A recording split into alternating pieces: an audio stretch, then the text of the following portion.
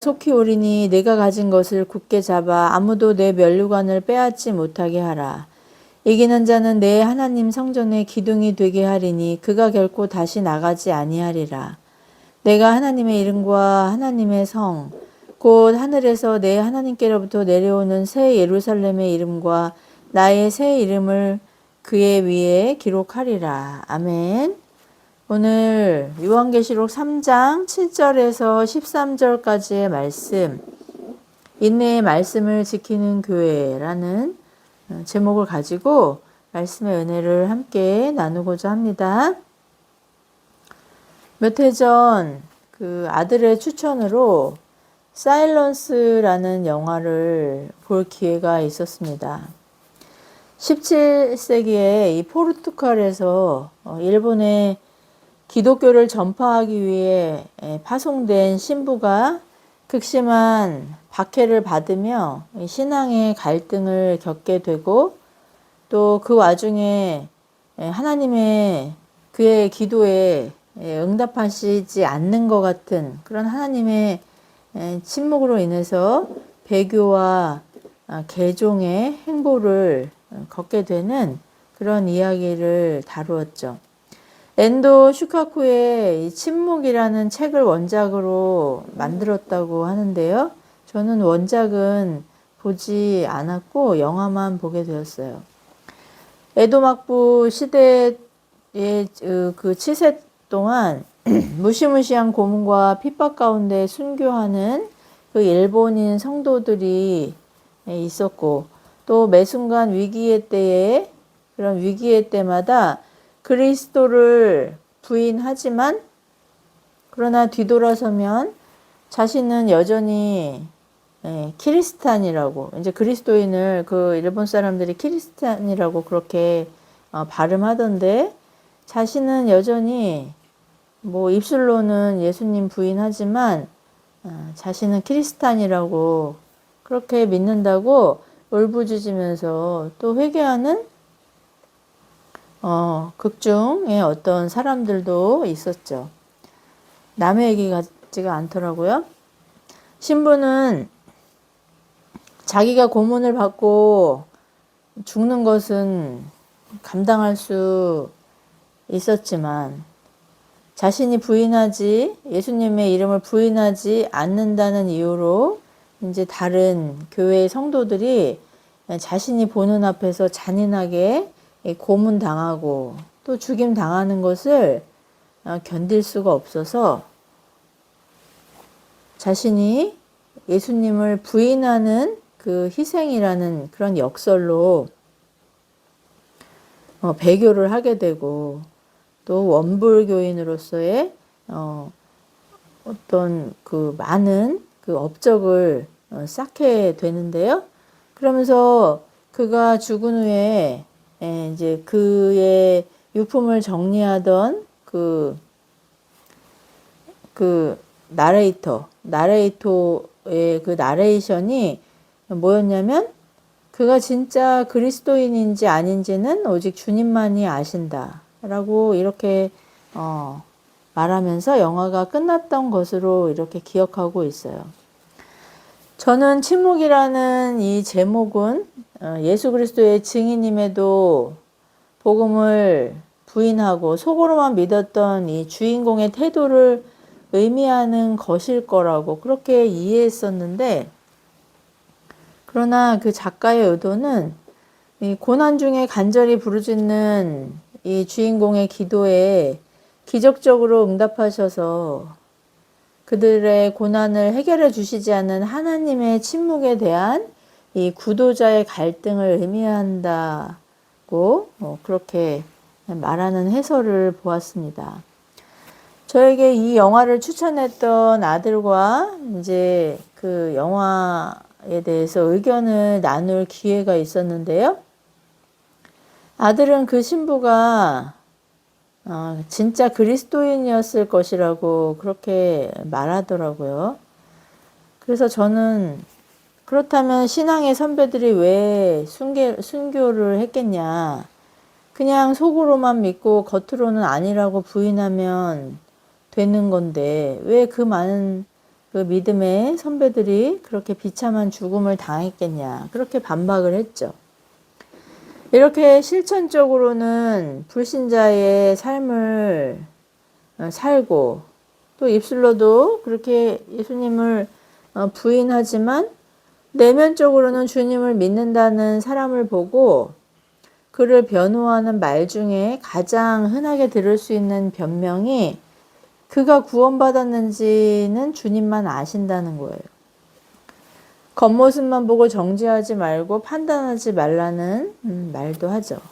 그래야 기독교가 편협하거나 독선적이지 않고 무례하지 않은 이 젠틀한 종교로 사람들에게 환영받을 수 있다고 조언을 덧붙이기도 합니다.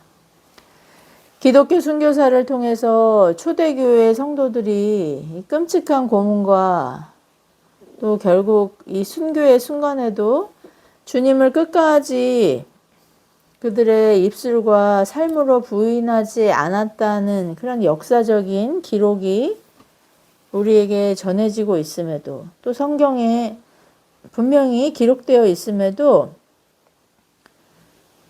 우리와 같은 인간의 그런 성정과 연약함을 변호하려다가 도리어 배교를 옹호하게 되는 불상사가 이 모진 핍박에 익숙하지 않은 우리 세대의 이 세련된 현대교회에 만연한 정서가 아닐까 경계하게 됩니다.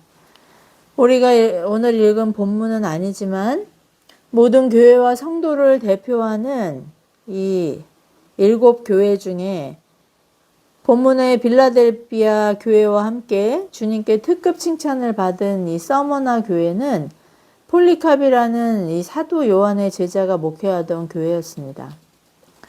그는 교회의 핍박이 극심하던 시기에 주님을 말로만 부인해라, 속으로만 믿고 그냥 말로만 주님을 모른다고 그렇게 부인해라, 이렇게 유혹하던 핍박자들에게 주님은 나의 86년 전생애 동안 한 번도 나를 부당하게 대하신 적이 없으신데 어떻게 내가 주님을 부인할 수 있겠냐고, 빨리 죽이라고 그렇게 말했던 순교자죠. 결국 말 한마디면 목숨을 건질 수 있었음에도 불구하고 화영대에 묶여 순교하게 돼요. 그렇게 화영대에 불을 붙였는데 불이 그를 태우지 않고 그 기둥만 태우는 그런 기적이 발생했어요. 집행자들이 결국은 그를 창으로 찔러 죽였다는 순교사가 역사가 유세비우스의 책에 그렇게 기록되어 있습니다. 순교자들의 증언과 주님의 이름을 부인했던 이 영화의 주인공의 선택에 어떤 공통점이 있어서 실천적으로는 무신론자였던 그를 동정하다 못해 그가 그리스도인이었다고 변화하게 되는 것일까요? 저 개인적으로는 저는 그런 상황이 오면 무시무시한 이 고문의 고통 속에서 주님을 부인하게 될지도 모른다는 그런 두려움이 있습니다. 만약에 제가 주님을 부인하게 되면 저는 제가 그리스도인이라고 주장할 수는 없을 것 같아요. 주님은 그래도 그런 저를 불쌍히 여기셔서 내가 너를 안다고 인정하시겠다는 약속을 성경 어디에도 하신 적이 없기 때문이에요. 도리어 주님은 승천하시기 전에 십자가를 지시기 전에도 제자들에게 너희가 환난을 당하나 담대하라고 제자들을 격려하셨습니다. 고난을 받고 죽임을 당할 것도 말씀하셨고, 그러니 늘 깨어 기도하며 마음을 단단히 먹으라고 그렇게 엄히 명령하셨죠. 주님이 핏값으로 생명을 주신 제자들에게 성령님을 보내주셔서 그 어떤 고난도 감당할 수 있는 능력을 주시겠다고 그렇게 약속하셨어요. 결국 우리의 능력이 아닌 이 주님의 능력을 통해 우리가 담대히 증인으로 살다가 죽게 하시겠다는 그런 의미인 것이죠. 우리의 비겁함과 연약함을 아시는 주님께서는 오늘 본문에서처럼 시험 당할 즈음에 피할 길도 주시겠다고 그런 정말 반가운 약속도 하셨어요. 시험에 들지 않게 기도하라고 하셨고 그 시험을 감당할 수 없기 때문에 그 시험의 날과 그 무시무시한 그 핍박과 환난을 줄여주신다는 약속도 하셨지. 공개적인 부인과 배교를 옹호하신다거나 내 믿음은 너랑 나랑만 아는 비밀이라고 하신 적이 한 번도 없다는 것을 항상 경계하고 기억할 수 있는 저와 여러분 되기를 바랍니다. 일본의 식민지 시대에 신사참배를 거부해서 순교당한 믿음의 선배들이 우리의 교회사에 증거로 남아 있습니다. 당시 신사참배를 했지만 그럼에도 나는 여전히 그리스도인이라고 주장하는 이 회개하지 않는 목회자들과의 갈등으로 우리나라에서도 교회가 심각한 분열을 겪는 아픔의 역사가 있어요. 예수님이 십자가를 지시기 전 주님을 부인한 베드로와 제자들은 또 어떤가요? 그들은 결국 택함받은 백성의 특징인 이 회개, 돌이키는 회개로 돌아와서 주님이 부활 승천하신 이후 교회에 오신 성령님의 내주하심을 통해 모두 증인의 고난을 담대히 감당했고 결국은 순교하는 신앙 고백을 통해 자신들이 그리스도의 제자요 하나님의 사람임을 세상에 있는 동안 증언했다는 것을 우리가 기억할 때 우리의 비겁함과 위선을 변명하려는 유혹을 분별하고 겸손하게 주님을 더욱 의지하는 저와 여러분 되기를 바랍니다. 얼마 전 영상으로 일본에서 교회를 3곳인가 5곳 개척하신 일본인 목사님의 그 인터뷰를 보았습니다. 1억의 인구인 그 일본에서 왜 기독교가 0.1%밖에 안 되는지를 분석한 그런 인터뷰였는데요. 그분은 그 이유가 영화의 실제 배경이 된 이 과거의 모진 핍박으로 기독교인의 씨가 말라버렸던 것이기도 하지만 일본에는 800만 종류의 그런 산당이 만들어져 있다고 하는데요.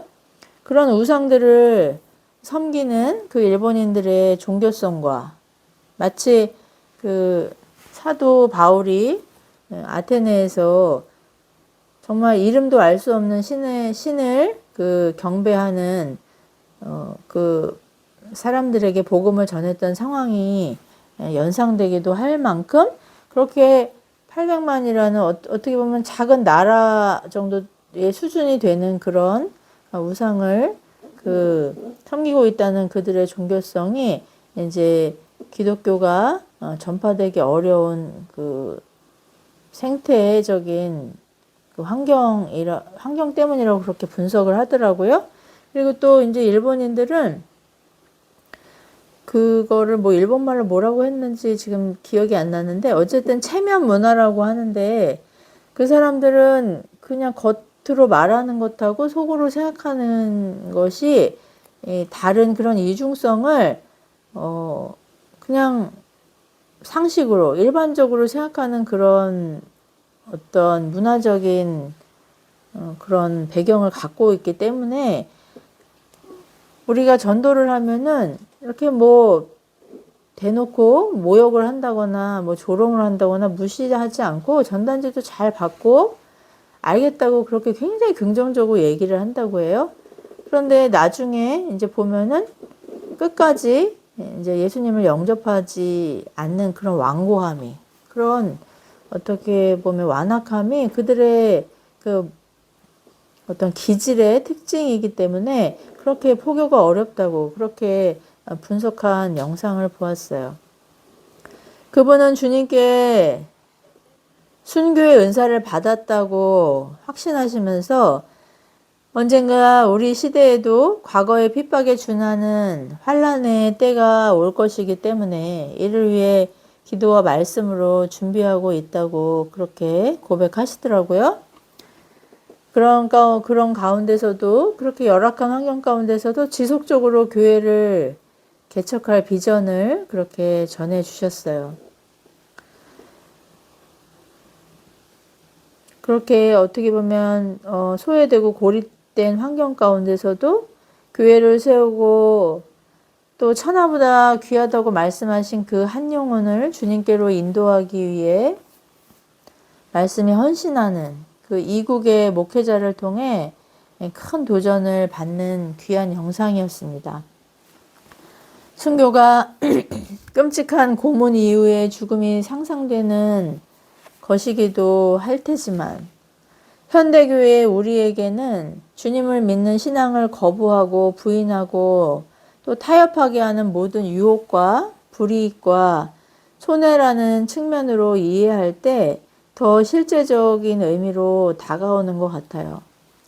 오늘 말씀을 통해 증인이라는 이 헬라어의 의미가 순교자라는 그런 뜻이듯이, 주님을 믿는 그리스도인으로서 세상을 살아가면서 신앙 선배들이 겪었던 갈등과 불이익과 그 심각한 생존의 위기를 한 번도 직면해 보지 않고 세상에 순응하며 불편함 없이 잘 살아가고 있다면, 어쩌면 우리 역시 실천적인 무신론자일지도 모른다는 위기를 성찰할 수 있는 귀한 시간 되기를 예수님의 이름으로 축복합니다.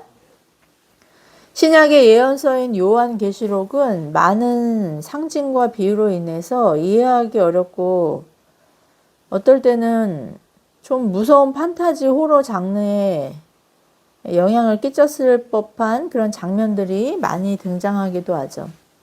저는 요한계시록을 읽을 때마다 어렸을 때 보았던 이 호러물의 여러 장면이 오버랩되곤 하는데요.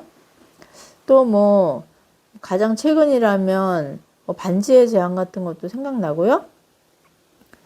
어렸을 때 무슨 특별한 날 자주 이렇게 TV에서 방영됐던 어떤 목 없는 기사에 대한 그런 호러물이 기억나는데, 안개 낀 아주 칠흑 같은 밤에 까만 말을 탄 까만 그 갑옷을 입은 목이 없는 그런 기사가 이제 술 취해서 밤에 돌아다닌다거나, 또 이제 매춘 때문에 밤새도록 그런 향락을 즐기는 사람들을 찾아가서 그들의 목을 이렇게 칼로 베어가는 그런 영화 같은 것들이 생각나요.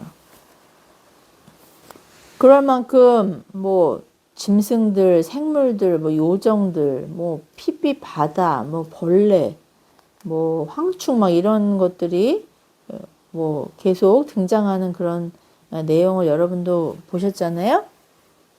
구약의 예언서인 다니엘과 에스겔과도 상당히 중복되는 장면들이 많이 등장하죠.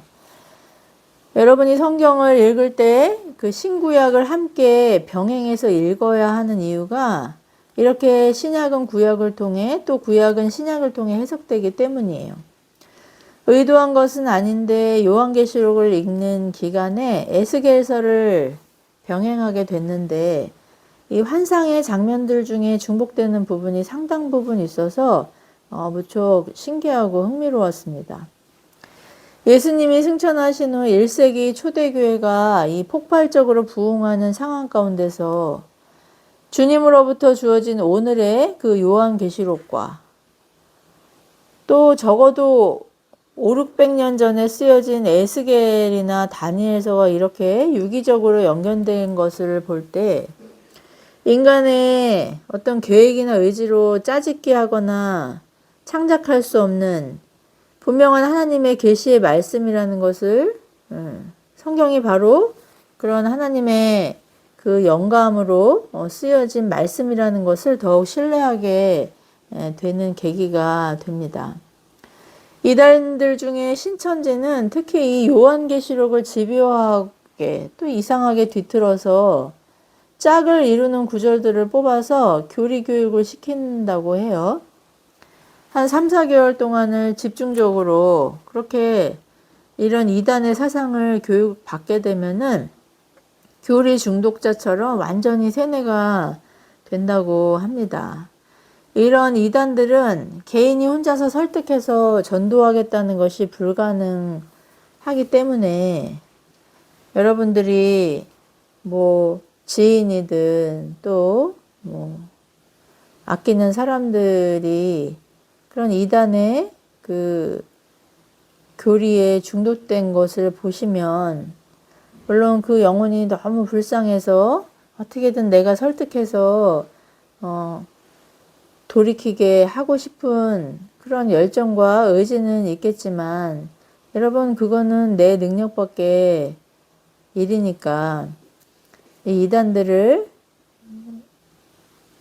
다시 이렇게 변화시킬 수 있는 그런 신뢰할 수 있는 단체 같은 곳에 위임하라고 그곳에 종사하시는 관계자들이 그렇게 충고를 하는 것을 들었어요. 오늘 주님께 특급 칭찬을 받은 이 형제 사랑이라는 의미의 빌라델비아 교회와 또 다른 6 교회에도 내면의 신앙은 지키되 실천적으로나 외적으로는 불신자처럼 살아도 된다고 유혹했던 거짓 선생들이 있었습니다. 대표적인 이 당이 니골라 당이었죠. 지금의 구원파의 원조라고 할까요? 그러나 빌라델피아 성도들은 그들의 유혹을 물리치고 하나님의 말씀만을 신뢰하고 담대히 붙들었던 것 같아요. 오늘 본문에서 주님이 칭찬하신 이 그들의 작은 능력은 진짜 보잘것없는 그런 자원이었던 것 같아요.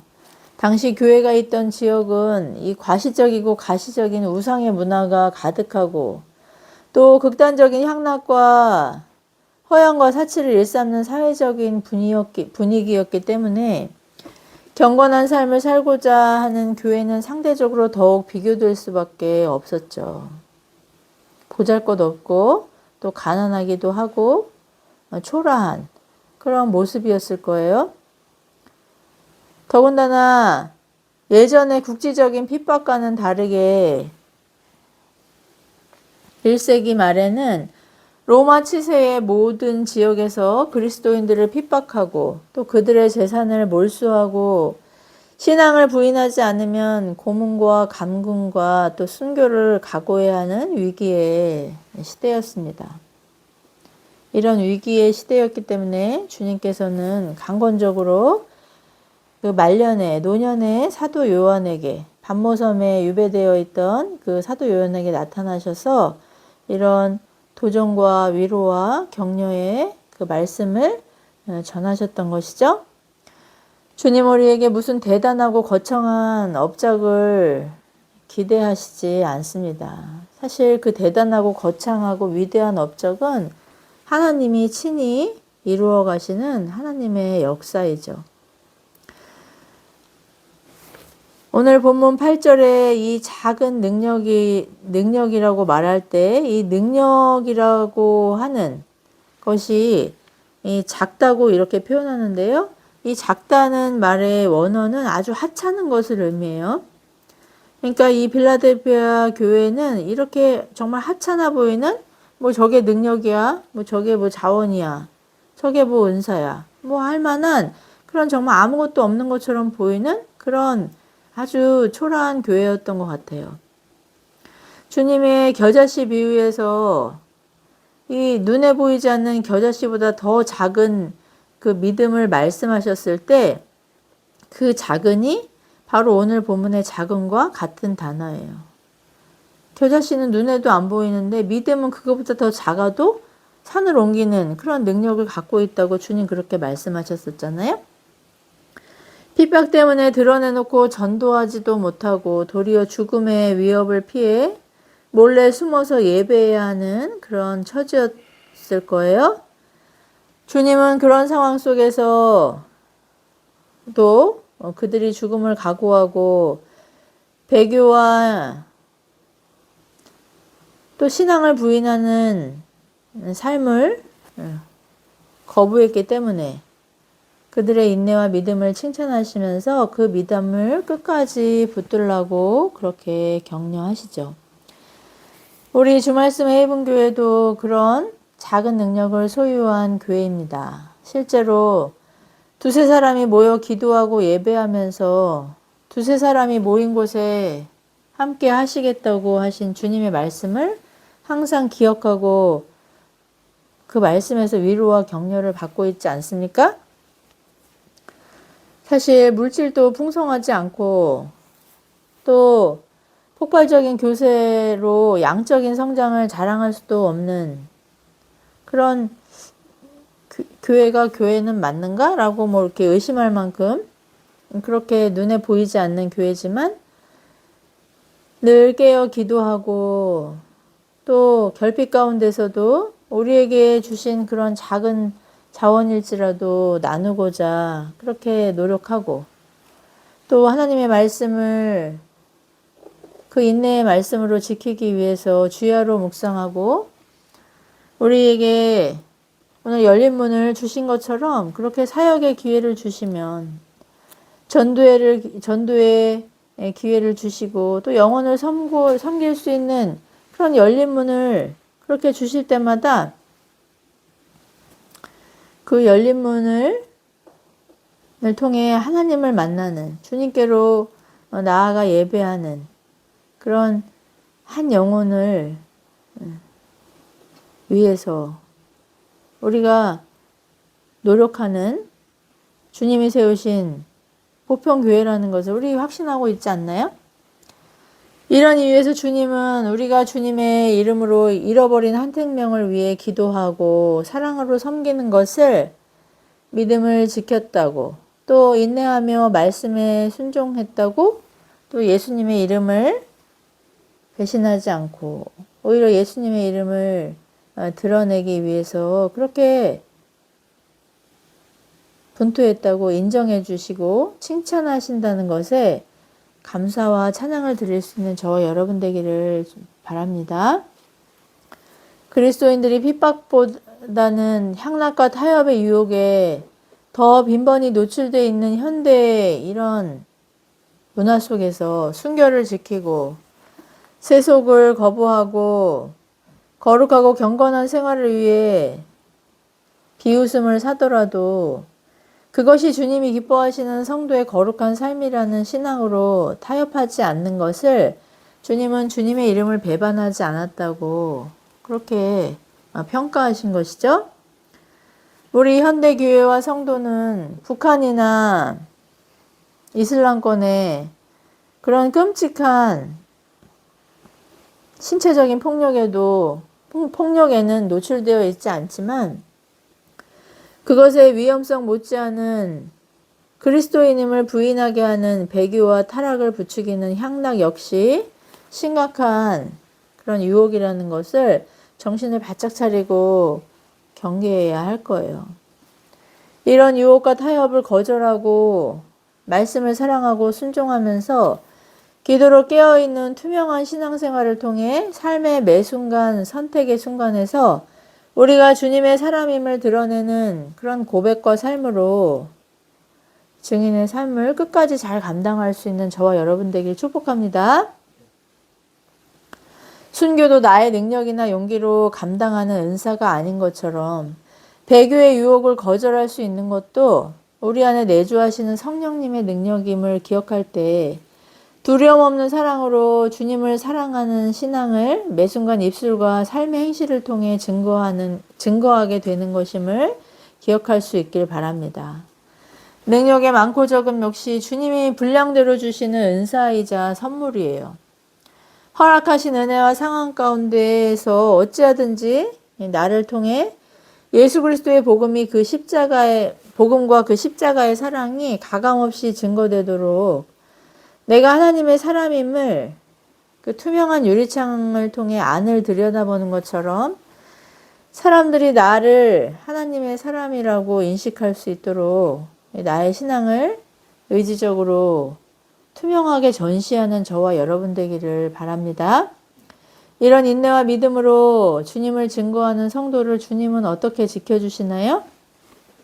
시험도 감당하게 하시지만 오늘 본문 9절에서처럼 9절의 말씀에서처럼 우리를 조롱하는 사람들로 하여금 주님이 우리를 사랑하시고 지키신다는 것을 그렇게 똑똑히 목격하게 하신다는 것이죠. 그 핍박자와 유혹자들이 예수님을 만나는 회심으로 교회에 들어와 그들이 무시하고 핍박했던 이 복음의 능력에 무릎을 꿇게 된다고 이런 통쾌한 말씀을 해주시는 거예요. 그러니 우리가 우리를 괴롭히는 사람들 때문에 분노 조절 장애에 휩싸여서 어떻게 복수할까 골몰하지 않아도 되는 이유가 여기 있는 것입니다. 주님은 그들이 자신들의 의지로 죄와 죽음 또 결국에는 지옥을 선택하는 것을 막지는 않으시지만 도리어 큰 은혜로 그들을 회개하게 하셔서 그들로 우리의 신앙을 인정하고 돌이키는 아름다운 복수를 해주시는 분이시라는 그런 말씀의 의미예요. 저는 항상 주님께 구하는 여러 가지 소원이 있지만 기도가 깊어지는 순간에는 항상 시편 27편 4절의 소원을 반복적으로 간구하곤 합니다. 27편 4절 말씀은요. 내가 여호와께 바라는 한 가지 일 그것을 구하리니 곧 내가 내 평생에 여호와의 집에 살면서 그의 아름다움을 바라보며 그의 성전에서 사모하는 그것이라. 그리고 더하여서 주님이 우리 교회를 사랑하신다는 것을 저와 또 교회와 세상이 볼 수 있게 전시해 주시길 간구하곤 하는데요. 오늘 이 본문의 9절은 바로 그 소원의 응답을 주시는 말씀이에요. 얼마나 감격적인 말씀인지 모르겠어요. 주님이 나의 필요와 원함을 이루어 주셔서 나의 결핍에서 자유롭게 해주시는 것도 물론 감격스럽지만 주님이 나를 사랑하신다는 것을 온 세상이 볼 수 있도록 해주시겠다는 이 말씀이야말로 얼마나 큰 위로와 격려와 또 믿음을 지킬 도전이 되는 말씀인지 모르겠어요. 여러분은 어떠신가요? 기도의 응답이 유언하고 더디 이루어지는 그런 상황에서 하나님의 그 약속을 의심하게 되는 순간이 있지만 그럼에도 주님이 나를 사랑하신다는 것을 내 자신과 또 나와 함께하는 지체들과 무엇보다 주님을 부인하는 세상이 분명하게 보게 되는 그런 극적인 순간만큼 믿음을 지키고자 인내하며 분투하는 성도에게 큰 선물이 있을까요? 우리를 사랑하신다는 것을 2000년 전에 그 예수 그리스도의 나심과 죽으심과 부활 승천을 성경 계시를 통해 전시하신 그 피 묻은 하나님의 사랑을 의심하지 않고 우리의 고난의 여정과 또 무덤의 너머에는 부활과 새 창조의 회복이 반드시 도래한다고 약속하신 주님을 더욱 신뢰할 수 있는 저와 여러분 되길 바랍니다. 종려주일은 죄인들의 죄를 대신 갚으시기 위해 십자가를 지시려고 예루살렘에 입성하신 주님을 기억하는 날이죠. 군중들은 주님을 군사적인 메시아로 오해하고 추앙하면서 호산나를 외치고 종려나무 가지를 흔들고 주님 발 앞에 던지며 환호했어요. 결국 모두 주님을 버리고 또 십자가에 못 박으라고 아우성치는 배교자였음이 드러났죠. 모든 것을 아시면서도 끝까지 죄인들의 십자가를 대신 지시고 죽으신 주님의 사랑과 인내를 주님이 주신 새로운 정체성인 새 예루살렘으로 찬미하는 저와 여러분 되길 축복합니다. 가서 제자 삼으라 또 담대하라 증인이 되라고 명령하신 주님의 말씀을 인내함으로 지키는 믿음을 이 말과 삶으로 전시하는 성도와 교회를 하나님이 주인 되시는 새 예루살렘과 하나님 나라의 기둥으로 인정하여 주시겠다는 이 감당할 수 없는 놀라운 칭찬에 감격을 회복하고 세상의 유혹과 타협을 거부하는 저와 여러분 될 수 있기를 예수 그리스도의 이름으로 축복합니다. 기도하시겠습니다.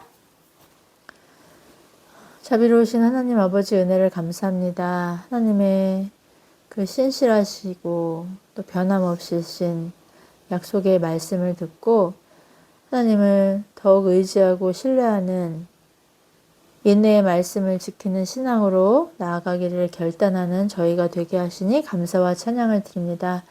하나님, 우리가 깨어 기도하지 않으면, 날마다 말씀을 주야로 묵상하지 않으면 마치 연기처럼 또 안개비처럼 우리의 삶 속에 또 우리의 생각과 심령 속에 스며드는 이 극단적인 향락과 또 세상의 유혹을 거부할 수 없는 연약한 죄인들임을 고백합니다. 우리를 그 인내의 말씀으로 지켜주시고 또 항상 말씀을 기억하게 하셔서 선택과 결정의 순간에 불이익과 손해와 또 위기의 그런 위협 가운데서도 예수 그리스도의 이름을 부인하지 않고 그 말씀에 순종하고 행함을 통해 내가 하나님의 사람이요 예수 그리스도의 제자임을 증거할 수 있는 저희가 될 수 있도록 은혜를 더하여 주시옵소서. 모든 말씀 보배롭고 존귀하신 예수 그리스도의 이름으로 간절히 기도드리옵나이다. 아멘. 다 함께